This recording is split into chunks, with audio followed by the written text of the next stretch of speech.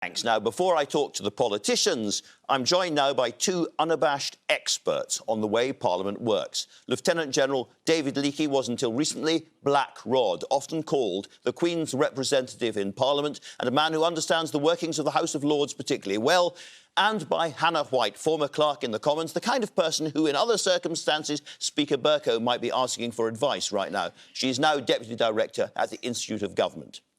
David, can I start with you? This strange word, prorogation, what does it mean and why is this year different? Be very clear. Prorogation means the suspension of Parliament and all business and parliamentary business and parliamentary activity for the duration of prorogation. And the key thing is that suspension is a total suspension of parliamentary business as distinct from a recess, when Parliament can continue with the behind-the-scenes activity, the continue of the progress of legislation and the processes. So it removes all power, all agency from Parliament at a very special time politically. It does. And typically, prorogation lasts for 3 or 4 days, sometimes 5 days. And critically, it is to enable Parliament to arrange itself for the great theatre of the state opening, for the practical arrangements. So it doesn't need to be longer than a few working days. So this is why some people out in the streets, as it were, are calling this a coup. Could the Queen have done anything other than assent to Boris Johnson's request?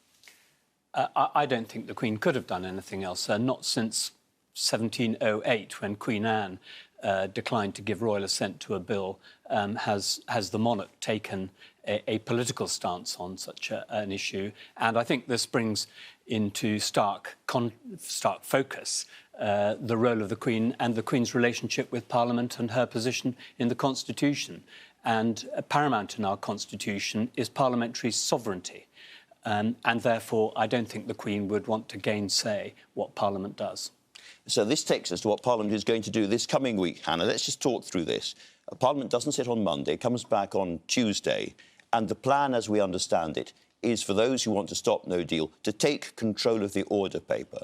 To do that, they need the support of the Speaker doing something quite unusual, in fact, absolutely unprecedented. That's right. So what's expected is that they will try to use the emergency debate procedure. And the significant thing about that is normally it is just that. It's a procedure to enable the House of Commons to have a debate.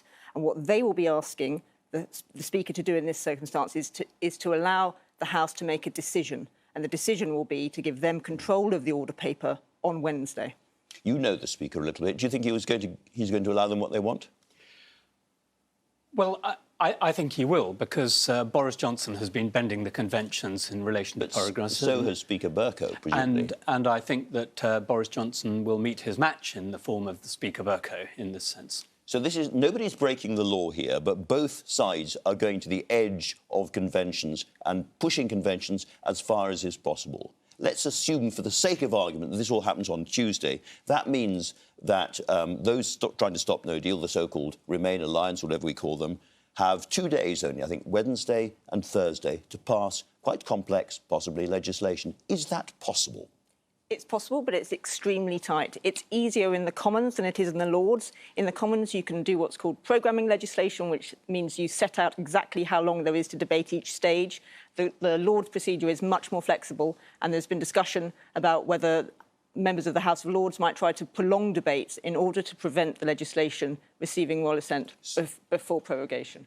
So-called filibustering, talking things out. Again, you know the House of Lords, David Leakey. Is it possible the House of Lords will not have time to get this legislation through anyway? Well, once again, we come to bending the conventions. There is a process in the House of Lords where the length of speeches given by individual members can be curtailed by the House. The Lord shall no longer be heard, I think, is the expression. And it's very, very rarely, if ever, used these days. But it is possible to use that convention to limit the time spent in so-called filibustering. Hannah, let's jump forward again and assume all of this goes through. Government are absolutely livid with the way the Speaker is behaving on all of this, but with the Speaker's support, it's possible that my next guest and others will be able to get their way. Does Boris Johnson then have to do what he's told? I would argue that, yes, the government has to follow the law.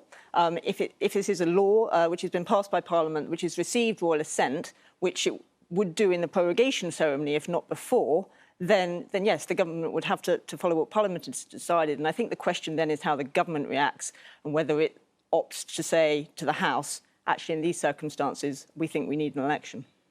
That's the ultimate answer, I suppose, David Leakey. But again, this legislation isn't actually the law until it's had the royal assent, the assent of the Queen, which happens at the end of the process. Is it possible for the government to say, well, you may have got all this through the House of Lords, the House of Commons, you may be instructing me to go back and ask for a further delay in Brexit, but we're not going to allow this to have royal assent? Could he do that? Well, I suppose he could do that, but the convention is that all bills that have passed all processes are given royal assent just before the prorogation is finally announced. And that's part of the ceremony of prorogation in the House of Lords. Finally, Hannah White, you said that an election was possibly coming, but we have the Fixed Term Parliament Act. That makes it much harder, doesn't it? It does. So there are two routes now to get an election. One is a vote of no confidence, which triggers a 14-day period in which other people can try to form a government.